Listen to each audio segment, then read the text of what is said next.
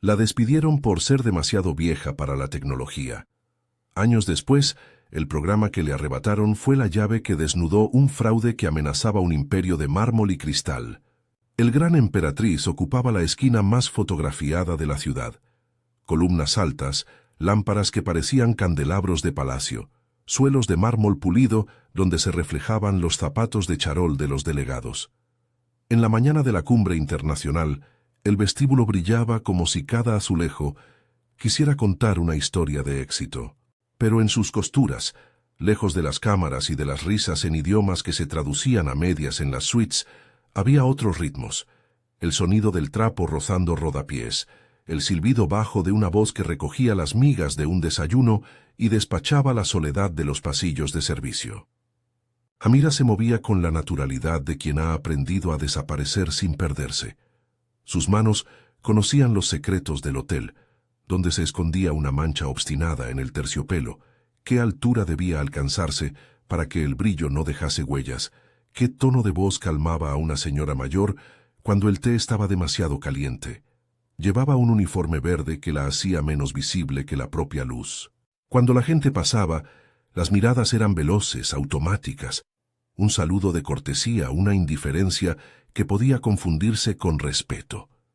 Nadie reparaba en que, mientras movía la fregona, Amira traducía mentalmente los anuncios que llegaban por altavoz. Porque Amira hablaba idiomas.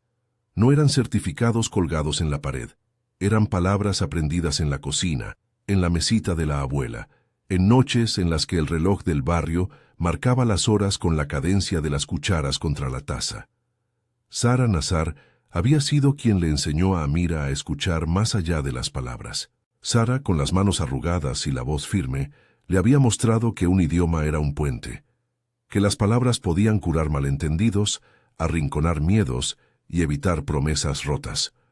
Juntas, habían construido lo que llamaban simplemente el programa, un sistema de atención multilingüe, pensado para dignificar la voz del hotel ante una clientela que venía de países donde las palabras no cabían en un simple folleto. En algún momento, el nombre del programa dejó de pertenecer a quien lo había pensado.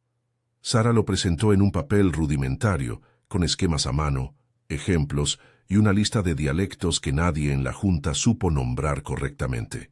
Fue entonces, bajo ojos que preferían atajos y contratos, que el programa fue convertido en marca registrada, luego en producto y, por último, en una nota de prensa que omitió el origen humilde de su creación. Cuando Sara intentó reclamar reconocimiento, la respuesta fue fría y elegante.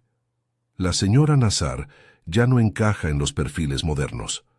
Es demasiado mayor para adaptarse a la tecnología que necesitamos.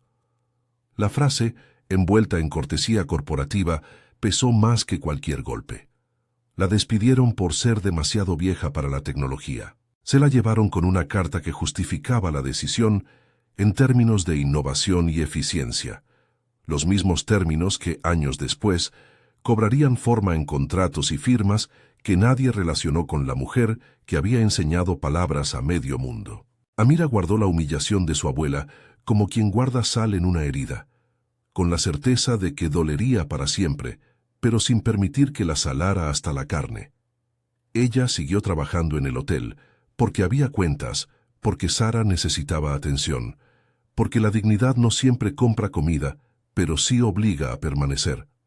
Lo hizo en los pasillos, en los cuartos de máquinas, detrás de las grandes cocinas, donde los sartenes resonaban como tambores. En las noches, después de que las luces de recepción se apagaban y los últimos huéspedes cerraban las puertas de sus ventanas panorámicas, Amira repasaba en voz baja las lecciones aprendidas, frases norteñas, giros japoneses, respuestas corteses en 3 tonos distintos del árabe.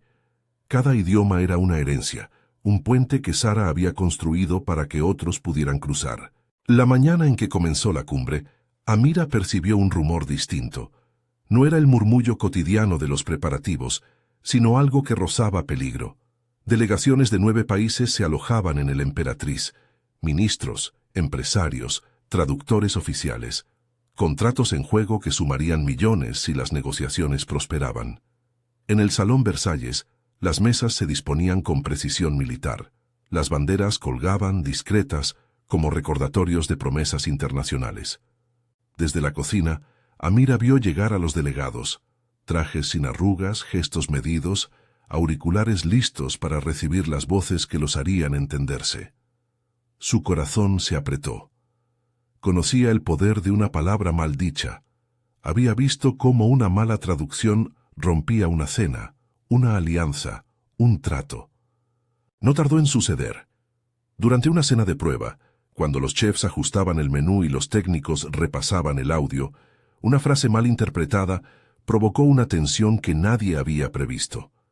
Un delegado exclamó algo que, traducido de forma literal pero insensible, ofendió a su par. Un silencio helado cubrió la mesa. Alguien murmuró, «Error del intérprete». La respuesta llegó desde la recepción, en voz oficial, con el tono glacial de quien niega responsabilidad antes de confesarla. Era la primera señal de que aquello no había sido un accidente. Amira pensó en la abuela, pensó en el programa que les enseñaba a hablar con respeto y matiz, en cómo una atención que reconociera matices evitaría la mala traducción. Se acercó sin permiso, movida por una mezcla de costumbre y urgencia. Habló en voz baja con el delegado afectado en su idioma, corrigiendo el matiz que traía la ofensa. Nadie en la sala había pedido su ayuda. Nadie admiró cómo sus palabras desarmaron la tensión. Pero alguien la miró desde el costado. Nicolás Ferrer, director de operaciones, con la mandíbula apretada, mirando siempre con ese gesto que parecía calcular pérdidas y reputaciones.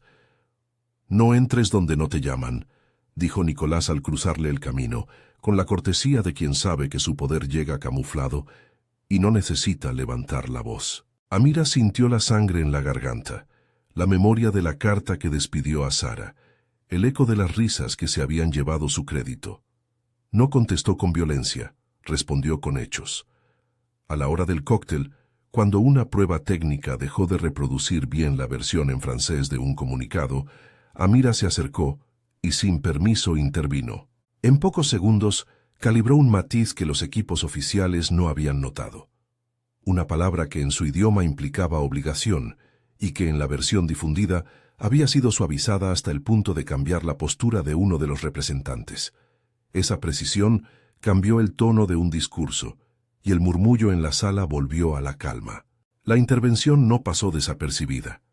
Paloma Cruz, encargada del piso donde Amira trabajaba y a quien la limpieza y la cocina habían unido en una amistad de pocas palabras y mucho apoyo, le lanzó una mirada que decía, «Lo vi».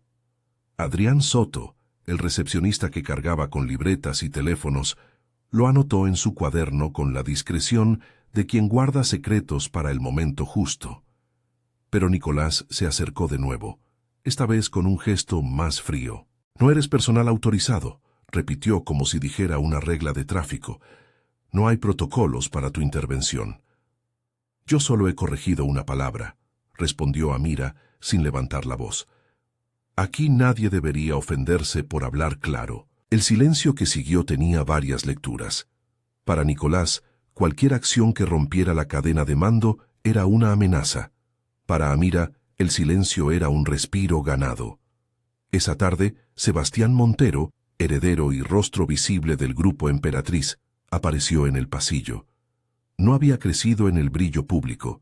Su infancia transcurrió en despachos cerrados, en fotografías familiares, enmarcadas en oficinas que ahora le exigían modernidad. Ver a Amira hablar con fluidez y autoridad le despertó algo que no supo nombrar. No era solo la eficacia, sino la memoria de una promesa no cumplida que su familia alguna vez formuló sin darse cuenta.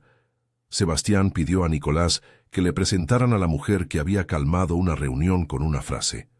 Nicolás, con la obligación de obedecer y el deseo de contener, señaló a Amira como una anomalía que debía ser contenida o reclutada.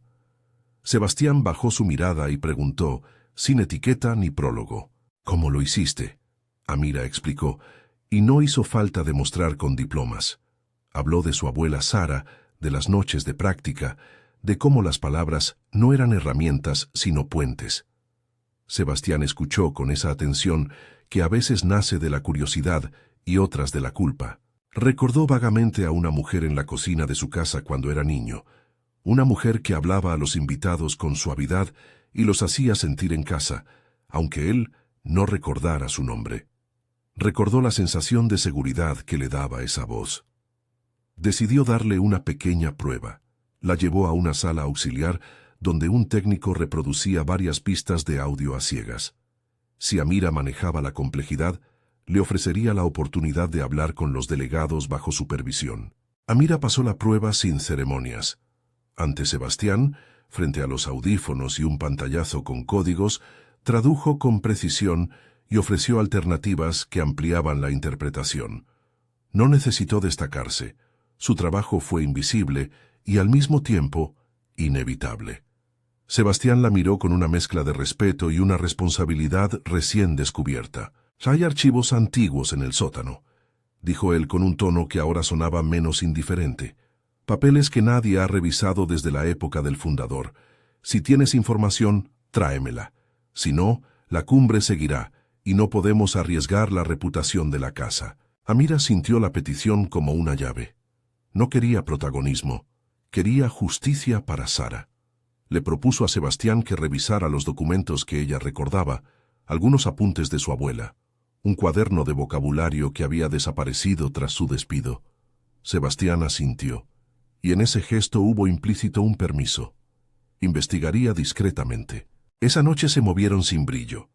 Paloma ofreció la complicidad de su tiempo libre. Adrián, la de sus registros y su habilidad para burlar controles de acceso sin romperlos. Entraron al archivo cuando el hotel respiraba en calma, con la seguridad limitada a rondas necesarias y cámaras que no miraban hacia todo. El sótano olía a humedad y a cartón viejo, a años acumulados que nadie consideraba noticia. Cajas con sellos amarillentos, carpetas con el sello del grupo, planos de eventos olvidados, promociones desechadas. Entre esos papeles, una caja metálica, pequeña, con un candado sin llave, aguijoneó la curiosidad de Amira. En el costurero donde Sara guardaba hilos y botones la última vez que trabajó, Amira había encontrado una llave minúscula, doblada entre botones de nácar, escondida como quien guarda una receta secreta. La había conservado en su bolsillo sin contarlo a nadie. Ahora la sacó con mano temblorosa, la insertó en el candado de la caja y lo giró. El chasquido del metal fue un sonido que se sintió grande en el silencio del sótano. Dentro había un cuaderno de tapas gastadas, escrito con letra pequeña y ordenada. Había además sobres con correspondencia, algunos sellos antiguos, otros con firmas que Amira no conocía pero que, por su disposición, parecían explicar una sesión de ideas.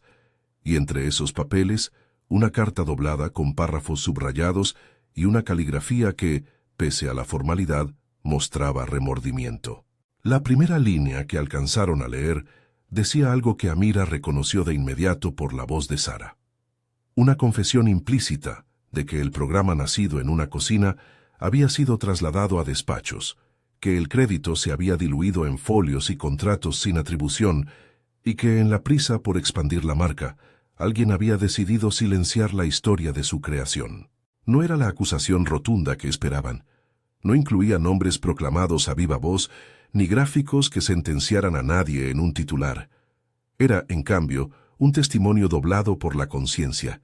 Palabras que admitían que se había tomado la idea de una mujer mayor y que, por orgullo o por comodidad, se había ocultado la verdad. Entre los papeles había además apuntes de pagos, pequeñas cifras que aparecían como transferencias a un abogado externo, cuya firma coincidía con documentos posteriores que reestructuraban la titularidad del programa. Eran indicios, pero indicios precisos. Al cerrar la caja, Amira sintió la paradoja. La prueba que buscaban había estado guardada bajo el suelo que pisaban a diario, en un objeto que parecía tan insignificante como el costurero de una antigua empleada. La caja demostró que la memoria no se pierde, se oculta. Mientras revisaban las páginas, un ruido de pasos descendentes interrumpió la lectura. No era el suave golpe de la llave en la cerradura, era el patrullaje rutinario del personal de seguridad que ahora, sin saberlo, se acercaba a la puerta del archivo. Paloma dejó el cuaderno con la discreción de quien sabe medir los tiempos. Adrián guardó una foto de los apuntes en su teléfono, con el permiso de los presentes y la certeza de que esa imagen sería útil más adelante. Amira puso el cuaderno bajo su chaqueta, cerca del pecho, como quien protege algo que contiene la verdad de la familia. Cuando volvieron a la superficie, la atmósfera del hotel había cambiado. Una comunicación interna anunciaba que ciertos accesos serían restringidos por motivos de seguridad técnica. El mensaje era ambiguo y, sin embargo, claro. La maquinaria que protegía el poder se estaba activando. Nicolás organizó rondas más frecuentes y pidió a la recepción que verificara credenciales con mayor rigurosidad. Era el primer movimiento visible de una estrategia que, intuían, podía ser para frenar una filtración. Sebastián en privado llamó a Amira a una sala de reuniones pequeña. La luz fluorescente dibujaba sombras breves en la pared. No dijo mucho, porque no hacía falta. Le entregó una tarjeta con un número directo y la instrucción de que, si algo surgía, se lo comunicara a él personalmente. No era una promesa, era una protección simbólica. Para Amira, significó una apertura, pero mientras hablaban, una sensación de amenaza latente los rondaba. Ahora que conocían una pieza del rompecabezas, sabían que otros, con más recursos, podrían intentar recomponerlo en su favor. Esa misma tarde, Nicolás sostuvo una conversación con un abogado de confianza, cuyos nombres aparecían en algunas de las transferencias: Osvaldo Paredes, figura conocida en despachos y estrategias, un profesional hábil en poner palabras legales donde las verdades se volvían incómodas. Nicolás y Osvaldo trazaron opciones: controlar narrativas, revisar documentos que pudieran comprometer la carrera del hotel o, en su defecto, presentar versiones alternativas que neutralizaran cualquier daño. No hablaron de violencia ni de amenazas abiertas. Hablaron de papeles, auditorías y de cómo un rumor mal administrado podía convertirse en crisis. Mientras tanto, en los pasillos no oficiales, la movilización comenzaba de a poco. Paloma abrió un buzón metálico en el cuarto de descanso, lo pintó con un color que no fuera institucional y lo rotuló con una frase simple: La Voz. La idea era crear un espacio donde el personal pudiera dejar testimonios, notas o documentos sin tener que exponer su nombre. Fue un gesto pequeño, casi simbólico, pero fulminante en su efecto. Ocurrió lo que siempre sucede cuando a la gente se le da una manera segura de hablar. Empezaron a surgir historias. Un camarero dejó una nota sobre una promoción que nunca llegó a trabajadoras de planta baja. Una cocinera habló de recetas que se lucraban en catering sin recocimiento. Un técnico dejó una copia de una factura con las mismas cifras que aparecían en los papeles del sótano. Amira, al ver el primer papel depositado en La Voz, sintió una mezcla de alivio y temor. Las piezas se juntaban, pero cada pieza era combustible. Sabía que Nicolás no se quedaría quieto. Sabía que un hombre como él tenía recursos para frenar rumores antes de que tomaran forma. Y sabía también que Sebastián, acostumbrado a la periferia de decisiones ajenas, no había reparado hasta entonces en el costo humano de la reputación. Había una toma de conciencia en su mirada, pero quedaba por ver si la conciencia se convertiría en acción. Esa noche, antes de irse, Amira preparó el té para Sara con la misma dedicación de siempre. La abuela la miró sin prisa, con el orgullo de quien se sabe dueña de una idea que sobrevivió a la injusticia. «Tuviste valor», dijo Sara con voz rasposa, como si las palabras fuesen piedras. No para cambiarlo todo, pero sí para poner una piedra donde no la tenían. Amira no respondió con promesas. Sabía que el camino sería largo, que la restitución no cabía en una noche ni en una carta. Sabía, sobre todo, que ahora poseían algo que podía revertir la invisibilidad: documentos, voces y la capacidad de traducir con precisión aquello que había sido manipulado. Lo que no sabía era hasta qué punto esos papeles llamarían la atención de quienes preferían silencio. A la mañana siguiente, el hotel amaneció con un clima de tensión contenida. La cumbre avanzaba y con ella la posibilidad de que una traducción hiciera saltar todo por los aires. En la sala Versalles, los equipos técnicos hicieron una prueba final. Amira estuvo presente discretamente, escuchando cada matiz, Cuando una de las presentaciones oficiales comenzó a sonar, uno de los delegados notó una discrepancia que, de repetirse, podría torcer una negociación. Los ojos del hombre se abrieron buscando una explicación. En ese momento, alguien pronunció la versión correcta, la que Amira había sostenido con su voz toda la semana. La sala se detuvo. La interpretación adecuada de una frase cambió la postura de un bloque entero. Los delegados se miraron entre sí, y en sus rostros apareció la posibilidad de decidir de otra forma. El cambio no fue inmediato ni teatral. No hubo aplausos. Lo que ocurrió fue más sutil pero más poderoso. Las conversaciones que siguieron se llevaron a cabo con más cuidado, con más reconocimiento de los matices. Había una nueva atención a las palabras. Amira observó desde un rincón y sintió que, por primera vez desde el despido de Sara, la casa se inclinaba a escuchar la verdad que venía de abajo. Sin embargo, la victoria era frágil. En un despacho lejos del brillo de la cumbre, Nicolás apretó la mano del abogado Osvaldo y pronunció la palabra que podía neutralizar cualquier movimiento: control. Controlar los tiempos, las filtraciones, la narrativa. Esa tarde las credenciales de acceso a ciertos archivos fueron temporariamente bloqueadas por razones técnicas.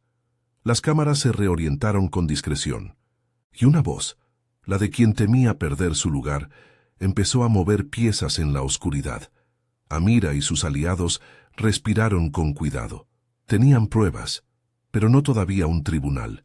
Tenían voces, pero no todavía un eco que retumbara fuera de las paredes del hotel. Tenían un cuaderno con letras de Sara, pero también sabían que las letras no bastan si los papeles pueden desaparecer. Sabían, por otro lado, que las delegaciones empezaban a percibir la diferencia entre la traducción mecánica y la traducción que respeta la historia de las palabras. La cumbre avanzó hacia su punto crítico. En el Salón Versalles, la mesa principal se preparaba para la presentación decisiva. Afuera, las cámaras de prensa aguardaban la firma que, según los comunicados oficiales, consolidaría un acuerdo histórico. Adentro, personas con nombres y cargos repintaban una historia que había estado a punto de ser silenciada. Amira apretó el cuaderno contra su pecho una vez más. Tenía en sus manos el testimonio de Sara, el registro de pagos que no cuadraban y la certeza de que el lenguaje era, en efecto, un arma y un escudo. Alguien entre los delegados se aproximó a la mesa central con un gesto de duda. En sus auriculares, lo que oyó fue una traducción que ahora pesaba diferente. Miró a su contraparte y por primera vez, desde que las negociaciones comenzaron, escuchó con atención la versión que respetaba matices. La tensión, que desde la mañana había estado contenida, comenzó a transformarse en un juicio moral que nadie esperaba pronunciar en un hotel. En ese instante, cuando la balanza del entendimiento pendía hacia un lado nuevo, el teléfono de Sebastián vibró con un mensaje breve. Accesos bloqueados. Revisen credenciales. La pantalla iluminó su cara y de pronto el aire se llenó de preguntas. Nicolás había movido ficha. Amira supo que aquel sería el momento en el que la verdad, si quería ser escuchada, tendría que salir del sótano y plantarse en la sala. Pero sabía también que, para hacerlo sin que la consumieran, necesitarían más voces, más pruebas y una estrategia que no dejara lugar a represalias. Era el umbral. Por detrás quedaban la humillación de Sara, los papeles guardados y el testimonio en la caja metálica. Por delante, la posibilidad de que la misma casa que la había despedido por ser demasiado vieja para la tecnología tuviera que responder ante la verdad. Amira miró a su abuela, que tejía en silencio. Vio en sus manos la resistencia de quienes construyen puentes y no buscan la gloria, sino solo que se reconozca su trazo. Cuando cerró la puerta de la habitación y dejó el cuaderno bajo su almohada, la noche ya respiraba otra tensión. Afuera, en la ciudad, las luces de la cumbre parpadeaban. Adentro, debajo del brillo de los candelabros, unos pocos decidían si tendrían el valor de hablar. La noche dejó una capa fría sobre la ciudad, y el gran emperatriz respiró con la calma tensa de quien se prepara para una función. Amira no durmió mucho. Se pasó la madrugada revisando mentalmente cada documento de la caja, recordando los fragmentos que había leído con Paloma y Adrián. notas de pagos que coincidían con facturas plagadas de siglas, esquemas escritos a mano que mostraban el recorrido de la idea de la abuela desde la cocina hasta los despachos, y esa carta donde don Laureano, un nombre que, en la letra temblorosa, parecía pedir perdón, admitía que, en la prisa por hacer crecer el negocio, alguien había desviado la autoría. Afuera, la cumbre no había cedido ni el brillo ni la expectación. Los coches oficiales dejaban de abrir sus puertas y los periodistas ajustaban lentes en la acera. Dentro, pancartas invisibles, las esperanzas y los intereses de gobiernos y empresas se codeaban con servilleteros de plata. Para Amira, cada paso en los pasillos era una alcancía de recuerdos. La cucharilla de Sara que aún tintineaba en un estante, la llave que había sacado del costurero, el calor de una voz que no aceptaba que la justicia quedara en papel mojado. A media mañana, Sebastián convocó a una reunión breve en la sala Versalles, no con la prensa sino con las delegaciones clave y su mesa ejecutiva. No era una conferencia de prensa preparada, era una convocatoria interna, grave. Había en su voz un nervio que no intentaba ocultar, y a la vez la firmeza de quien sabía que una casa que no respeta su propia historia no podía pedir confianza afuera. Antes de la presentación final, dijo Sebastián sin adornos, debemos revisar un asunto interno. Pido discreción por respeto a las personas y por la naturaleza de lo que están a punto de escuchar. Los delegados se miraron entre sí, sorprendidos por la interrupción, pero aceptaron el corte. Nicolás estuvo a su lado, impasible en la superficie, con la compostura fría de quien guarda cartas bajo la manga. Osvaldo Paredes, el hombre que solía aparecer en los contratos difíciles, permaneció sentado junto a él, con ese gesto calculador que parecía medir la luz de la sala. Sebastián tomó la palabra con una carpeta en la mano. No pretendía juzgar. Tenía un deber, exponer lo que había hallado, sin vituperios, con pruebas.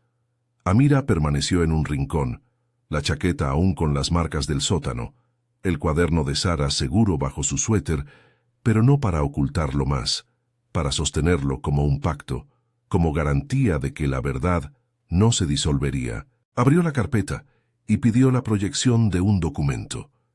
En la pantalla apareció la primera página del cuaderno, la letra apretada, la forma en que Sara había numerado los dialectos como si fueran parientes a los que presentaba uno por uno. Sebastián leyó en voz alta fragmentos seleccionados, sin sensacionalismo. Leyó lo que la carta de don Laureano decía, con la gravedad de quien comparte un testimonio que revela culpa. Cuando la idea llegó a los despachos, yo me dejé llevar por la prisa. No supe contener la ambición. Tomamos una forma de hablar que no fue nuestra, fue de una mujer a quien despojamos sin reconocerla. La lectura apenas dejó espacio para la respiración. Entre los presentes alguien murmuró, «Don Laureano». Otros clavaron la mirada en Nicolás. Amira notó el color subir a las mejillas de su antagonista. Su silencio, en ese instante, pesó tanto como cualquier palabra. Sebastián presentó a continuación una secuencia de pruebas. Las páginas del cuaderno con esquemas, las hojas con cálculos de transferencias y finalmente la fotografía que Adrián había tomado en el sótano, la caja abierta, el candado girado, la llave doblada junto a la costura. No eran conjeturas, eran documentos físicos con fechas, sellos y anotaciones. En la sala, eso tuvo el efecto de mover fichas que hasta ese momento parecían fijas. Osvaldo tomó la palabra y desplegó ante los delegados un conjunto distinto de papeles, contratos, registros de titularidad, actas firmadas. Su argumento era lineal y frío.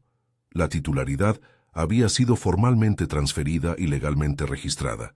Las decisiones se habían tomado dentro del marco jurídico vigente. Era lo que cualquier abogado esperaría presentar, la forma que muchas veces cubre el fondo. Pero a mitad de la intervención, Sebastián pidió escuchar a quienes habían trabajado en la idea desde abajo. No era una defensa retórica, era una comprobación de la materialidad de la historia. Paloma, con las manos temblorosas pero la voz limpia, se acercó y leyó en voz alta una nota del buzón La Voz. Mi abuela enseñó frases para calmar a señores que llegaban asustados. No es un documento, es memoria. Luego, uno a uno, otros empleados depositaron fragmentos que habían recuperado. Un menú con traducciones que coincidían con el cuaderno de Sara, una hoja con la firma de alguien que reconocía haber escuchado las sesiones en la cocina, una factura que vinculaba un pago al buzón del abogado que aparecía en los papeles del sótano. La sala se llenó de rostros que antes no tenían nombre. En ese momento, la emoción dejó de ser solo privada para convertirse en evidencia colectiva. Nicolás intentó recuperar la escena con una réplica basada en formalidades. Presentó una certificación que, según él, demostraba la titularidad, pero Sebastián había previsto la maniobra. Pidió al equipo de auditoría externa, presente en la cumbre, que verificara los sellos y las fechas. Fue una jugada administrativa simple y eficiente. La auditoría mostró que algunas cifras habían sido añadidas después, con marcas de impresora distintas, y que ciertos contratos carecían de las firmas que las acompañaban en las fechas indicadas. No era un veredicto final, pero sí una advertencia que despojaba a la réplica de Osvaldo de su contundencia. El cambio en la sala no fue sonoro, pero fue decisivo. Los delegados intercambiaron miradas que ya no eran de astucia fría, sino de responsabilidad política. Un acuerdo cerrado sobre la base de una manipulación podía exponerlos a una crisis mayor, tanto diplomática como de confianza pública. Uno de ellos, el delegado Takahashi, quien había permanecido en silencio hasta entonces, pidió la palabra y habló en términos sencillos. Si la base de una negociación es la verdad de las partes involucradas, necesitamos claridad sobre la autoría de aquello que se presenta aquí. No podemos firmar sobre la sombra de alguien más. Su frase, traducida con la precisión que Amira había sostenido, cayó como una sentencia ética. Fue ahí cuando Nicolás hizo su movimiento más visible. Pidió la suspensión temporal de Sebastián para que la investigación se llevase a cabo sin interferencias. Era la amenaza clásica: contener al mensajero para que el mensaje se diluyera. La petición resonó por la sala como un eco de años en los que las decisiones se resolvían en despachos, pero la reacción fue distinta a la que él esperaba. Varios delegados, visiblemente incómodos, solicitaron que la investigación no fuera un pretexto para proteger a alguien, sino una herramienta para esclarecer. La cúpula internacional pidió garantías de transparencia. La prensa, que ya olfateaba la historia, no tardaría en estallar si se percibía manipulación. En paralelo, dentro del hotel, la estrategia de Nicolás se bifurcó. Intentó bloquear accesos, pero encontró resistencia en la constelación de pequeños actos que Paloma, Adrián y otros habían tejido. Fotos guardadas en la nube, copias de seguridad del cuaderno digitalizadas por Prudencia, testimonios escritos depositados en La Voz y fotografiados antes de que alguien pudiera retirarlos. La red que habían creado era sencilla y sin embargo sólida, porque no dependía de una sola persona ni de una sola puerta. El momento culminante se acercó con la misma discreción con que llegó una marea. Una sesión plenaria que había sido programada para la firma del acuerdo se convirtió en un auditorio público, improvisado para escuchar la verdad. Sebastián, con la solvencia de quien había decidido que la transparencia era ahora prioridad, anunció que se presentarían las pruebas ante todos los delegados y la prensa. No lo dijo como una venganza, lo dijo como una obligación. La sala Versalles se transformó. Las banderas, antes decorativas, ahora parecían testigos. Los micrófonos captaron cada palabra. Nicolás, que esperaba sorprender, se encontró con la audiencia más amplia que había imaginado. Osvaldo, en un gesto que mezcló desafío y cálculo, pidió un aplazamiento. Sugirió la revisión de documentos fuera de cámara. Sebastián se negó. «No vamos a ocultar la verdad bajo la alfombra», declaró. «Si hay que revisar contratos, que lo haga un órgano independiente. Pero la gente aquí y fuera tiene derecho a saber lo que se ha presentado como propio durante años». Era la determinación de quien sabe que la reputación se gana con actos concretos, no con palabras hermosas en conferencias. Fue la voz de la casa que, con retraso, intentaba reparar. El clímax no fue una exhibición dramática, sino una secuencia de comprobaciones que se enredaron con la emoción. Sebastián leyó fragmentos de la carta de don Laureano con calma mientras proyectaban las páginas del cuaderno de Sara, línea por línea, para que nadie pudiera decir que aquello era un montaje. Adrián subió a la tarima y mostró en su teléfono las imágenes que había tomado en el sótano. La llave doblada, la caja abierta, las anotaciones. Paloma, con la voz trémula pero firme, leyó testimonios del buzón La Voz que hablaban de prácticas sistemáticas de apropiación de ideas y de cómo las palabras de la abuela habían salvado encuentros. Los delegados escucharon. Algunos pidieron la intervención de comisiones internas, otros de auditores externos. Lo que antes era solo un rumor se convirtió en un procedimiento en marcha. Nicolás, atrapado, intentó minimizar. Presentó copias de registros oficiales donde su firma aparecía como responsable de la gestión de proyectos. Pero la sala había visto las manos que habían construido el proyecto en la cocina y las pruebas que lo demostraban. La legitimidad estaba cambiando de lado. En ese instante, un documento clave apareció en la pantalla por iniciativa de Sebastián. La carta original de don Laureano, con una anotación final que pedía reparación. No era un llamado violentista, era una rendición de conciencia. Las palabras no buscaban sentencia, buscaban arreglo. Entre líneas, don Laureano señalaba que la expansión del programa había traído beneficios para muchos, pero que la deuda moral con la creadora se mantenía. No era una confesión judicial, era una invitación a reparar. La lectura de esa carta se acompasó con una reacción que terminó de inclinar la balanza. Las delegaciones, sensibles a la legitimidad del proceso, emitieron declaraciones que pidieron transparencia y medidas de reparación. No exigieron castigos públicos inmediatos, exigieron investigación y responsabilidad. Fue suficiente. El efecto en la cúpula fue palpable. El peso de la opinión consolidada obligó a la Junta del Hotel a abrir procedimientos formales. Con la presión internacional y la evidencia acumulada, el Grupo Emperatriz anunció la creación de una comisión investigadora externa y la suspensión temporal de funciones de Nicolás, mientras se verificaban los expedientes. Se abrió además un canal de diálogo con representantes del personal para evaluar medidas de reparación. No fue un cierre inmediato del capítulo, pero sí una apertura verificable. La casa reconocía que había, al menos, motivos suficientes para investigar. La noticia se filtró, y en cuestión de horas, la cobertura llegó a los titulares. Para Amira, la difusión fue una mezcla de alivio y temor. Alivio porque la verdad ya no podía ocultarse en pasillos. Temor porque la exposición podía provocar retaliaciones que aún no había calculado. Sara, por su parte, siguió tejiendo en silencio. En el fondo, su rostro mostraba una mezcla de sorpresa y resignación. Había esperado que la vida le devolviera algo de justicia, pero nunca imaginó que vendría con tanto ruido. Los días siguientes fueron de procesos y protocolos.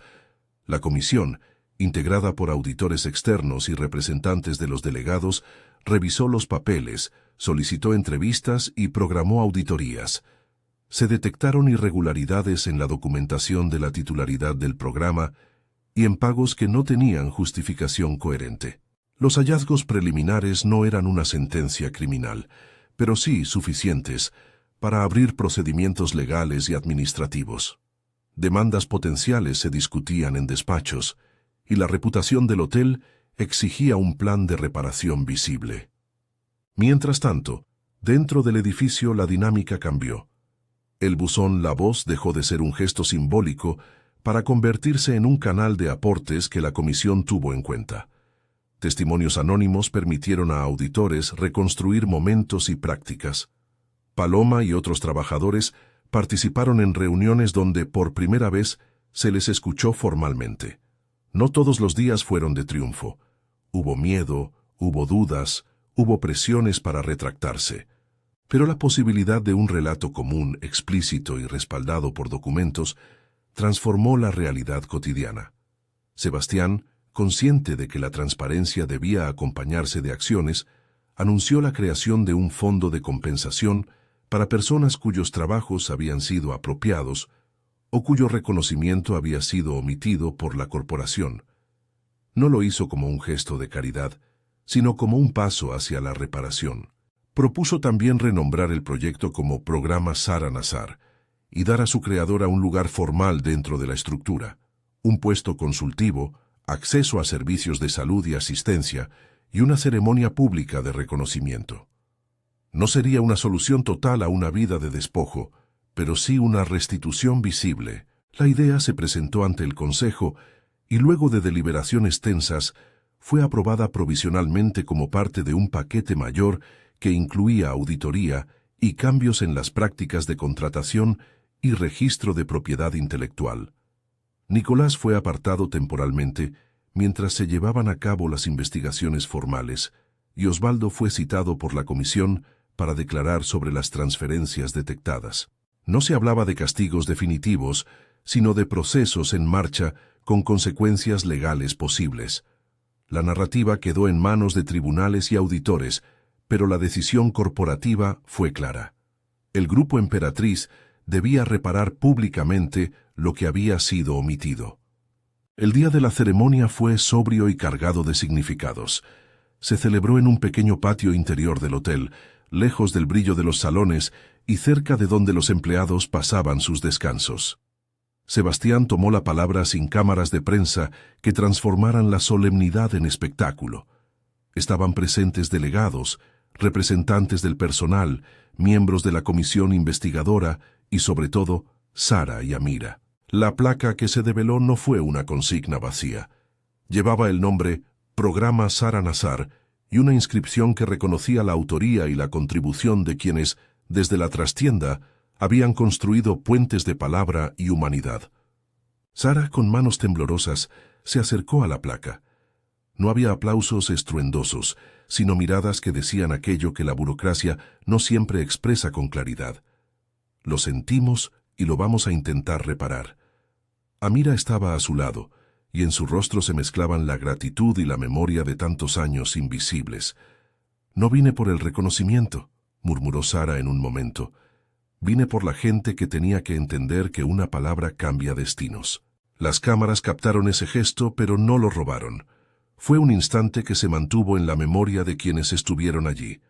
La anciana con un chal sencillo, la nieta con la mirada firme, la placa que nombraba algo que durante años había sido anónimo. No era un final de novela, era un comienzo de reparación cuya ruta todavía debía trazarse. En las semanas que siguieron, los cambios se consolidaron en medidas concretas. El Grupo Emperatriz creó un registro interno de ideas y proyectos, con procedimientos para reconocer autoría y repartir beneficios. Se implementaron cursos de ética en la gestión. Se asignó presupuesto para la atención sanitaria de empleados que lo necesitaran, incluyendo a Sara. El fondo de compensación empezó a operar con criterios definidos por la comisión. La investigación judicial, aún en fases preliminares, seguía su curso con audiencias programadas y peritajes financieros que podrían llevar meses.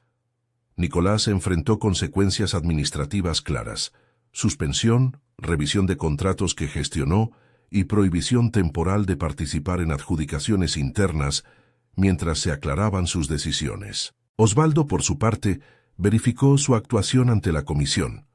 Su situación dependía ahora de documentos y testimonios que habían salido de La Voz y del Cuaderno Descubierto. No hubo ejecuciones públicas, ni vendetas.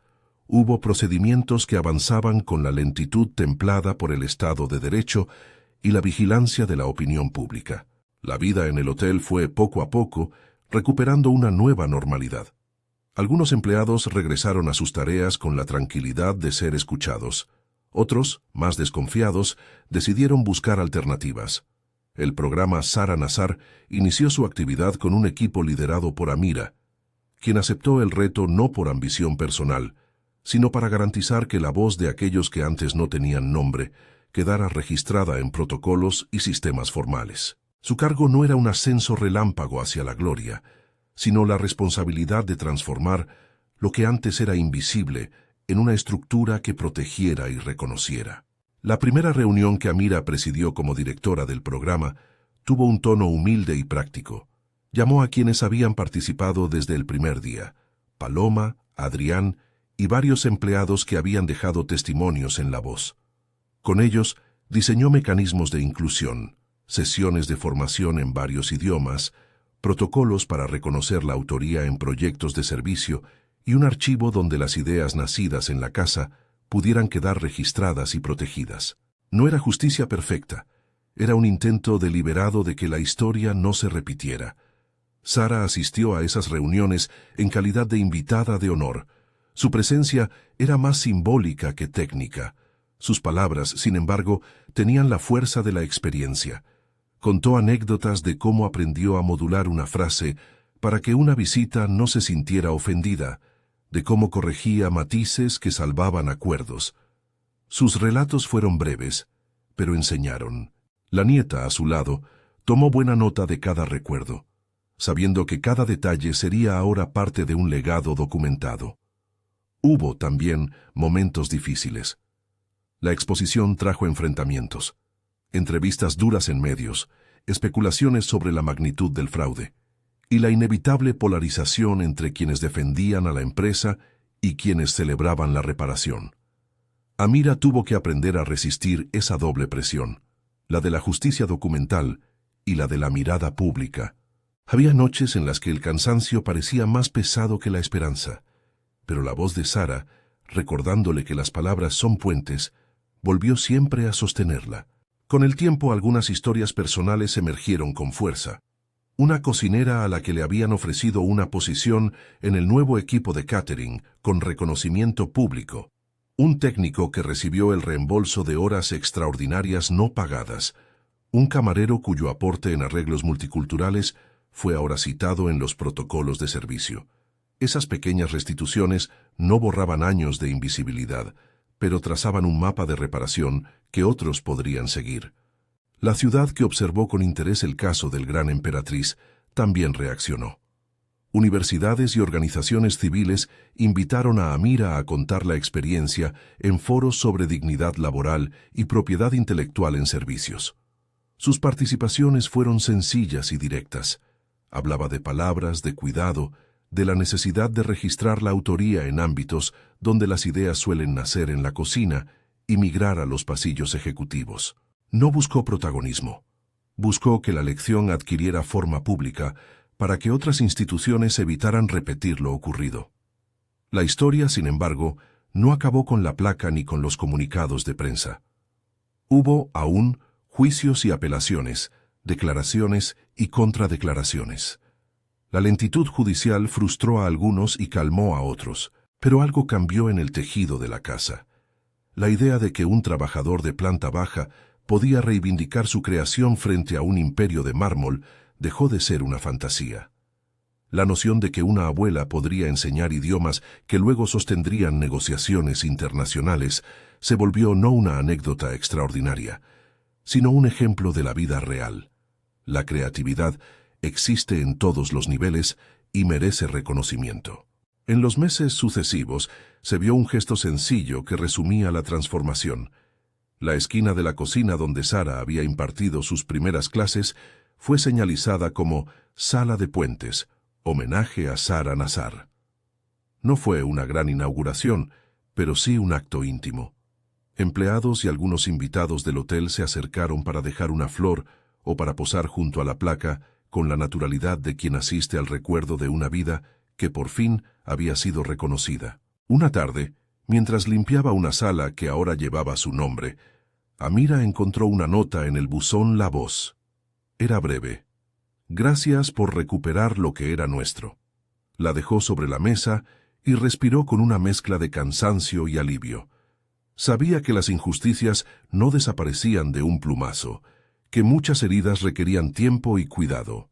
Pero también sabía que por primera vez desde que Sara fue despedida con la misma frase, que creía justificar todo, es demasiado vieja para la tecnología, la casa había encontrado una forma de mirar atrás y corregir. En la inauguración formal del programa Sara Nazar, con la placa descubierta y con periodistas presentes, Sara habló por unos segundos.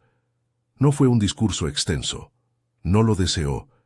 Miró a Sebastián con una gratitud que no necesitaba retórica y abrazó a su nieta con la firmeza de quien sabe que la reparación, aunque incompleta, es un acto humano esencial. «No vine por la fama», dijo con su voz rasposa. «Vine porque quiero que nadie más se quede sin nombre». La frase sencilla cruzó la sala. Entre los presentes hubo lágrimas y sonrisas contenidas. Fue el reconocimiento público de que la dignidad no se compra con contratos, sino que se restaura con acciones que devuelven nombre y memoria a quien se quedó invisible durante demasiado tiempo. Al final, la ciudad siguió su curso, y el Gran Emperatriz volvió a ser un escenario de ceremonias y acuerdos. Pero en su interior, algo cambió. La noción de propiedad intelectual se extendió hacia quienes antes no figuraban en contratos. La palabra puente dejó de ser metáfora para convertirse en política institucional. Amira continuó su trabajo con la misma modestia de siempre, pero ahora con un título y recursos para sostener aquello que su abuela había concebido en una mesa de cocina. La última escena los encontró de nuevo, en el pequeño patio interior donde habían descubierto la fuerza de hablar en común. Sara estaba sentada al sol, con un chal sobre los hombros. Amira a su lado le ofrecía una taza de té. Miraron la placa que llevaba el nombre de la mujer que había enseñado a mirar el mundo con múltiples voces. No era el final de ninguna epopeya, pero sí un capítulo de reparación que dejaba abierta la posibilidad de que otras casas aprendieran a no robar historias ajenas. «Lo hiciste bien», dijo Sara, con una sonrisa que conocía el peso de las derrotas y el valor de las pequeñas victorias. Amira le devolvió la sonrisa, y en esa expresión se leyó todo el tiempo robado, la fatiga de tantas noches y la esperanza que nunca se apagó. Fuera del hotel, la ciudad siguió bulliciosa, pero entre sus pasos se filtró una idea que creció, que la tecnología no es excusa para tirar a la basura la experiencia de una vida, que ser viejo no es sinónimo de estar desactualizado, que las palabras, cuando son puentes y no muros, sanan. La historia del programa recuperado, de la mujer despedida por su edad y de la nieta que se negó a permitir que la injusticia quedara en silencio, se transformó en un ejemplo de cómo la dignidad puede ser reparada con el tiempo, la verdad y la acción colectiva. No fue una venganza, fue justicia en proceso, administración de reparación, reconocimiento público y, sobre todo, restitución de la memoria. Si algo quedó claro para todos los que trabajaron en esa casa, fue que las respuestas más lúcidas no vinieron de despachos ni de cifras, sino de la constancia de quienes, a diario, ejercen el coraje de decir la verdad en voz baja hasta que alguien decide escuchar. Si esta historia te movió, compártela con alguien que crea que las voces invisibles no importan. Suscríbete para escuchar más relatos que muestran cómo la verdad y la dignidad, cuando se ponen en pie, pueden reconstruir puentes donde antes hubo muros.